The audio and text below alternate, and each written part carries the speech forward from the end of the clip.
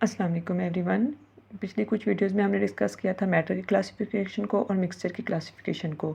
तो मैटर की क्लासिफिकेशन में हमने सब्सटेंस भी पढ़ा था, तो उसकी भी क्लासिफिकेशन हमने डिस्कस करनी है, लेकिन इससे पहले हम फिजिकल और केमिकल प्रॉपर्टीज़ को डिस्कस करेंगे, क्योंकि बुक में इसी तरतीब से दिया हुआ है। तो जैसे बुक में दिया हुआ हम उसी लिहाज से चलेंगे ना, जैसे 9th क्लास की केमिस्ट्री की बुक में दिया हुआ है। तो आज हम देखेंगे कि फ़िज़िकल और केमिकल प्रॉपर्टीज़ क्या होती हैं।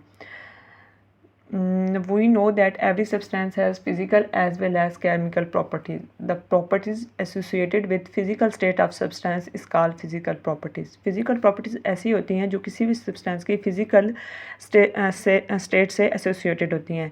जैसा कि हम एक फ्लावर की बात करते हैं तो उसका कलर, उसकी स्मेल, उसकी हार्डनेस या सॉफ्टनेस, जैसा कि हम उसको हाथ लगा के चेक कर सकते हैं कि वो कितना सॉफ्ट है, उसकी शेप क्या है, या किसी क्रिस्टल की बात करते हैं कि उसकी शेप क्या है, क्रिस्टल अब वाटर में सॉल्युबल है या किसी और सॉल्वेंट में सॉल्युबल है, उसका मेल्टिंग पॉइंट क्या है, उसका बॉइलिंग पॉइंट क्या है। ये सारी फिजिकल प्रॉपर्टीज़ होती हैं जो कि उसकी फिजिकल स्टेट से एसोसिएटेड होती हैं। इसके कुछ और एग्जांपल हम देखते हैं, जैसे कि when ice is heated it melt to form water, when water is further heated it boil to give steam. जब हम आइस को मेल्ट करते हैं तो वाटर में कन्वर्ट हो जाती है, जब हम वाटर को हीट करते हैं तो वो स्टीम में कन्वर्ट हो जाता है। ये सारी फिजिकल स्टेट है वाटर की।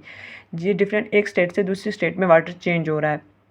In the entire process, only the physical state of water changes, whereas its chemical composition remains same. जैसा कि वाटर H2O है, 2 हाइड्रोजन और 1 ऑक्सीजन से मिलकर बना है। जब ये आइस की कंडीशन में होता है तब भी इसकी केमिकल कंपोजिशन यही होती है। जब ये मेल्ट होकर वाटर में चेंज होता है तब भी इसकी केमिकल कंपोजिशन यही रहती है। और जब हम वाटर को फर्दर हीट करते हैं तो जो स्टीम में कन्वर्ट होता है तब भी इसकी केमिकल कंपोजिशन सेम रहती है। जैसे इसकी फिजिकल स्टेट एक स्टेट से दूसरी स्टेट में चेंज हो जाती है।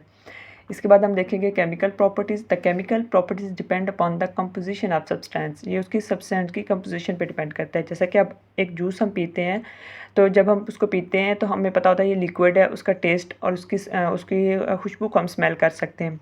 लेकिन अगर वो जूस ख़राब हो जाता है तो उसकी केमिकल कंपोजिशन भी चेंज हो जाती है। या जैसा कि हम दूध देखते हैं, दूध ख़राब हो जाता है तो उसका टेक्सचर कितना चेंज हो जाता है। तो ये उसकी केमिकल कंपोजिशन में चेंजेस हैं और ये उसकी केमिकल प्रॉपर्टीज़ हैं। When a substance undergo a chemical change its composition change and a new substance is form. For example the decomposition of water is a chemical change, it produce hydrogen and oxygen gases. जब हम water को decompose करते हैं, water liquid में होता है, लेकिन जब हम उसको डिकम्पोज करते हैं तो वो हाइड्रोजन और ऑक्सीजन गैस में कन्वर्ट हो जाता है। लेकिन जैसे कि उसकी केमिकल कंपोजिशन चेंज हो गई, वो लिक्विड से गैस में चला गया, मतलब और उसके कंपोनेंट भी अलग अलग हो गए, हाइड्रोजन और ऑक्सीजन। अब हम केमिकल और फिजिकल प्रॉपर्टीज़ की कुछ और एग्जांपल डिस्कस करते हैं। जैसा कि फिजिकल प्रॉपर्टीज़ में लस्टर, कोई भी मेटल हो तो वो कितना शाइन कर रहा है हम ये देखते हैं, ये इसकी फिजिकल प्रॉपर्टीज़ है। उसकी हार्डनेस, वो हार्ड है या सॉफ्ट है, ये भी हम उसको हाथ लगा के चेक कर सकते हैं। तो ये भी उसकी फिजिकल प्रॉपर्टीज़ में होती है। डक्टाइल या मालेबल, मतलब कोई भी मेटल है जब हम उस पर फोर्स अप्लाई करते हैं, अगर तो वो एक थिन शीट की फॉर्म में कन्वर्ट हो जाता है तो वो मालेबल होता है। अगर वो वायर की फॉर्म में कन्वर्ट हो जाता है तो वो डक्टाइल होता है। किसी भी मैटर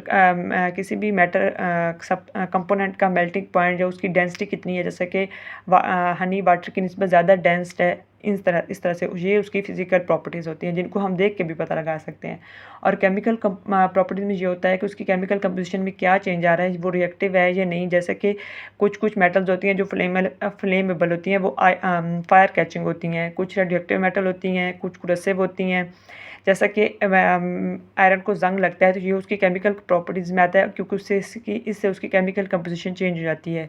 कोई मेटल टॉक्सिक है या नहीं, ये या वो इसकी पीएच कितनी है, ये सारी उसकी केमिकल प्रॉपर्टीज़ हैं। ये उसकी कंपोजिशन पे डिपेंड कर रही होती है। हम देख के उसको नहीं बता सकते कि उसकी पीएच कितनी है, और उसको देख के नहीं बता सकते कि वो टॉक्सिक है या नहीं, क्रोसिव है या नहीं।